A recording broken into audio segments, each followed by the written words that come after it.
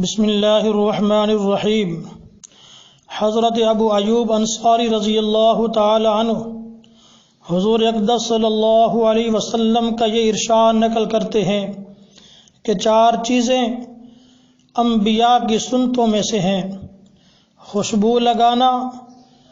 Number 2 نکاح کرنا، number 3 مسواک کرنا اور نمبر 4 حیا کرنا۔ حضرت عبداللہ بن مسعود رضی اللہ تعالیٰ عنہ سے روایت ہے کہ رسول اللہ صلی اللہ علیہ وسلم نے ارشاد فرمایا کہ اللہ تبارک و تعالی سے حیا کرو جیسا کہ اس کا حق ہے۔ عرض کیا گیا الحمدللہ، ہم اللہ تعالی سے حیا کرتے ہیں۔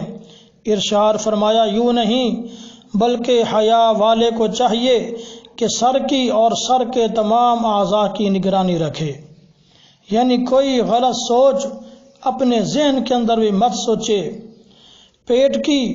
اور اس کے اندر کی چیز کی حفاظت کرے، مرنے کو اور اس کے بعد بوسیدہ ہو جانے کو یاد رکھے،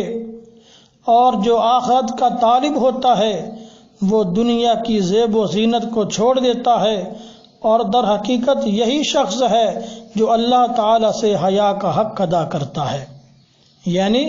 جس کے اندر یہ صفت ہو کہ وہ آخرت کا طالب ہو اور آخرت طلب کرنے کی خاطر وہ دنیا کی زیب و زینت کو چھوڑ دے تو گویا کہ وہ اللہ سے حیا کا حق ادا کر رہا ہے۔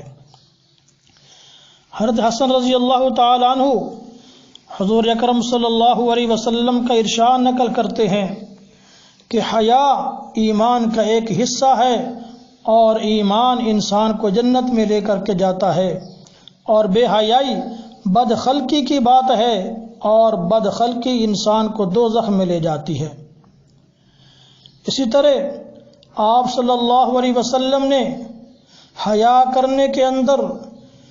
کافی حد تک ترغیب دی ہے، حتیٰ کہ یہاں تک آپ نے فرمایا کہ کسی شخص کے لیے حلال نہیں ہے کہ وہ حمام میں بھی بغیر چادر کے جائے، یعنی جب نہانے کے لیے انسان غسل خانہ کے اندر داخل ہو تو تب بھی چادر باندھ کر کے انسان کو غسل کرنا چاہیے۔ یہ حیا کرنے کا حق ہے۔